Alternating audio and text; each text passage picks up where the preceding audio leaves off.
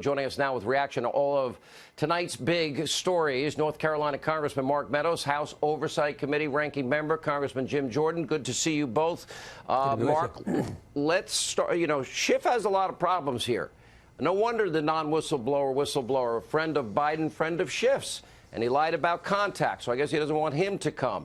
Nancy Pelosi apparently doesn't have the votes for a real impeachment inquiry. That would say they're probably going to have a hard time impeaching, even though there's nothing to impeach over.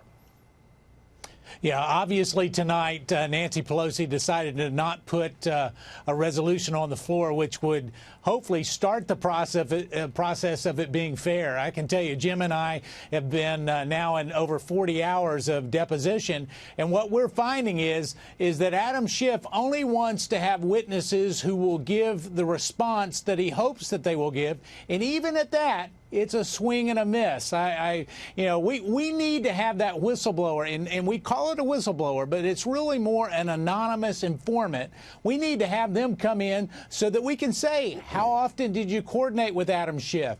Did he help you in filing this so-called whistleblower complaint? And why did you not let everyone know that you had contact with Congress? Those are the kind of questions the American people need to judge for themselves. Jim Jordan, you've been watching this circus now go on for a couple of years. Everything they accused the president of, they themselves are guilty of. Okay, look at Schiff. Is Schiff compromised? Do you think Hunter Biden is compromised because, or Joe Biden? If countries make all these great deals, millions of dollars for his son to do nothing with no experience, I got to imagine they're thinking that they're probably going to get favorable treatment from their father. That's just a guess of mine.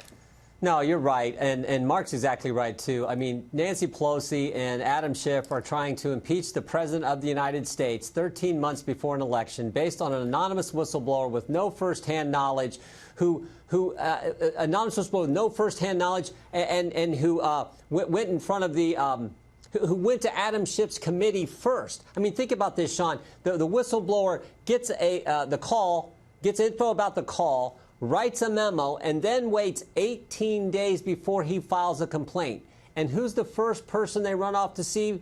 Adam Schiff's staff. And they don't mark the form either, Sean. They don't check the box on the form that says we talked to people on Capitol Hill. So, yeah, Mark's exactly right. Why do they now not want the whistleblower to come in at all? Because we got all kinds of questions. When did he actually come to you? What took place there? That's the problem with this whole thing, this unfair partisan process they're undergoing. Okay, so where does this go next? Is Nancy Pelosi, all of those Democrats, I'll scroll the names again, those that were elected in districts that Donald Trump won in 2016. I got to imagine most of them are saying, this is going to destroy my career. My district does not want to play into this madness, Mark Meadows. Well, here's where it's going to go. The Democrats are going to write a report. They're going to come out of these secret rooms where they've been, where we believe there should be cameras and open, transparent process. But they're going to write a report. And that report is going to take only a certain amount of the information that they've actually tried to lead the witnesses to conclude. And then they're going to put it in the judiciary, and they're going to say, oh, this is the most damning thing that we've ever seen since the Mueller report. And it's time to impeach, and yet what the American people are going to see it for what it is. And Jim's absolutely right. 13 months, we could have an election. Let the people decide in November of 2020. Will they actually vote, though? Will they vote to impeach the president? Well, I think right now, yeah, go ahead, Jim. Well, we don't know, Sean, but you're right. My guess is the reason the Speaker of the House is not bringing it up for a vote to start this so-called impeachment inquiry is because those folks in those districts that President Trump won, they're probably hearing from their constituents. They were just home for 2 weeks, and they're probably saying, what the heck is going on? We're sick of this. Why don't you start dealing with the issues we care about instead of trying to impeach the president we all elected? We all elected, 60-some million people voted for him. We all elected, and in 13 months there's going to be an election. So why are you doing this? I think that's the reason the Speaker's holding back.